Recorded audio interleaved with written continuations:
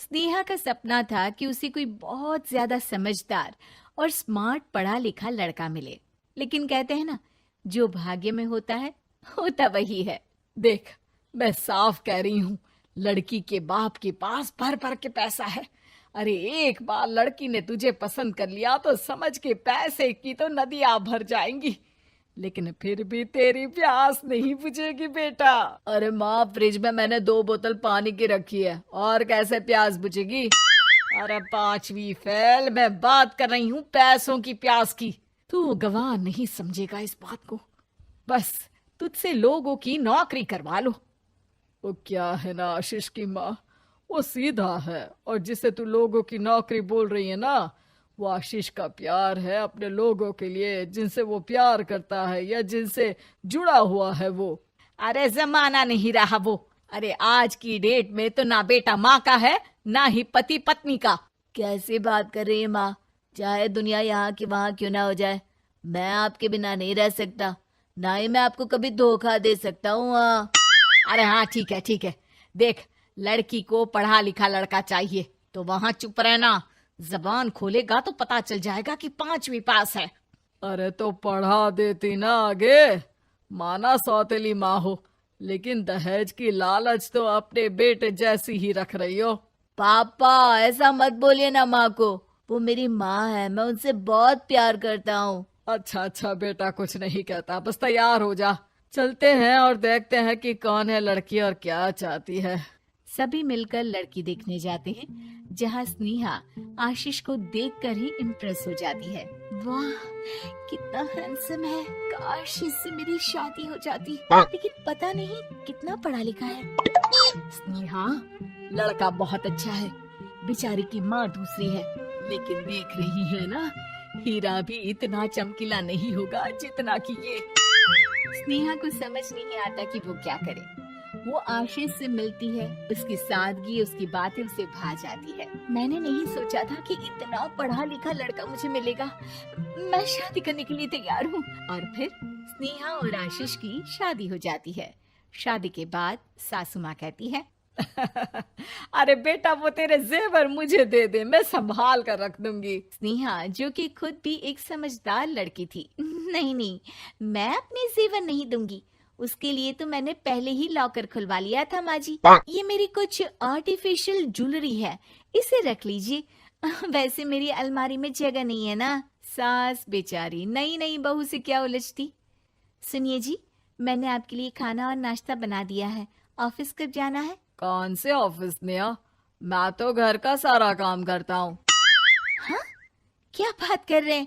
इतना पढ़ लिख कर आप घर का काम क्यों करते हैं? कितना पढ़ लिख कर? मैंने तो सिर्फ 5वीं तक पढ़ाई की है। तभी वहाँ सास आ जाती है। अरे 5वीं तक भी पढ़ लिया तो समझो मेरी कृपा से, वरना तो जो इसके लक्षण थे ना, क्या बताना। अच्छा आशीष, जरा बाहर जा और भाग कर टूथपेस्ट लेकर आ। सुबह से मंजन नहीं किया। और हाँ, फिर जाकर दुकान की सफाई कर देना। तेरा छोटा भाई दुकान पर जाने को तैयार हो रहा है। स्नेहा ये सब सुनकर हैरान रह जाती है। वो सोचती है कि आखिर उससे क्या गलती हो गई जो उसके साथ ऐसा हुआ। आशीष स्नेहा के पास जाता है। सुनो, तुमको तो मैंने पहली मुलाकात में ही बताया था कि। स्नेहा आशीष की बात ही नहीं सुनना चाहती है। वो जोर से चिल्लाती है, चुप रहो बिल्कुल, गंवार कहीं के।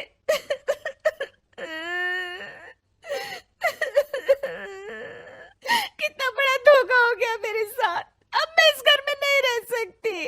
प्लीज ऐसी बात मत करो, मेरी पत्नी हो तुम, जैसे बोलोगी मैं वैसा करूंगा। मैं कोशिश करूंगा बाहर जाकर कोई काम ढूंढ लूं, पर प्लीज मत जाओ। चुप रहो गंवार कहीं के, मैं तुम्हारे जैसी की बीवी हो ही नहीं सकती।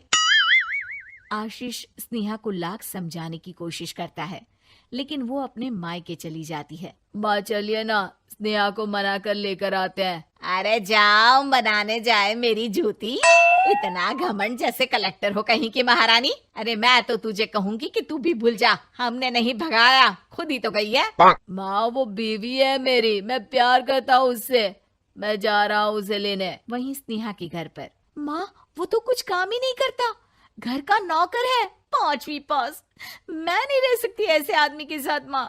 बेटा वो लड़का बहुत अच्छा है, उसकी तारीफ मैंने हर किसी से सुनी है। तेरा पति है, अब तक एक गलत माँ के साथ रह रहा था, तू संवारेगी तो संवर जाएगा। तभी वहाँ आशीष आ जाता है। मुझे माफ कर दो स्नेहा, पर प्लीज मुझे छोड़कर मत जाओ। मेरी माँ के जाने के बाद मुझे तुम्ही से सारी उम्मीद है। तुम जैसा कहोगी मैं करूँगा, पर प्लीज मेरे साथ रहो।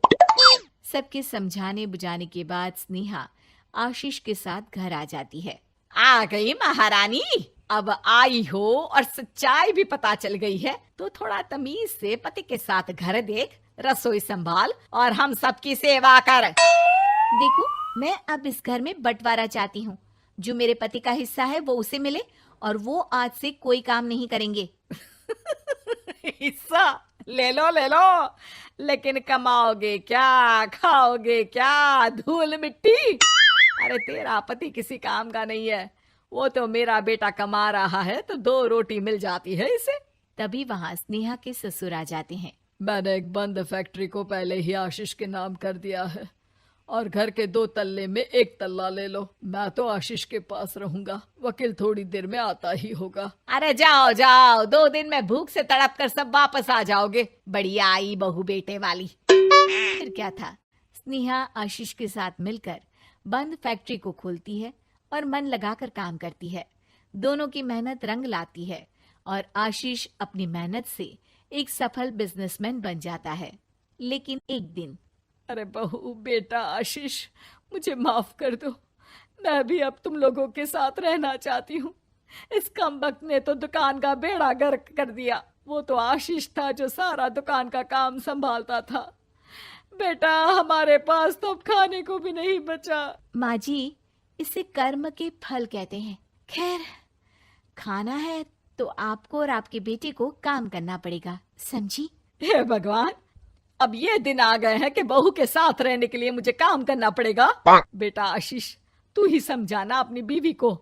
पता है ना मैंने तुझे कितने प्यार से पाला है। हाँ माँ, वो तो ऐसे ही बोल रही है आपको। अरे घर में कामकाज के लिए बहुत सारे नौकर चाकर है, आप आराम से रहिए माँ। स्नेहा आशीष का अच्छा और सरल सच्चा व्यवहार देखकर मन ही मन सोचती है, मेरा पति गवार ही सही, लेकिन दुनिया का सबसे अच्छा इंसान है।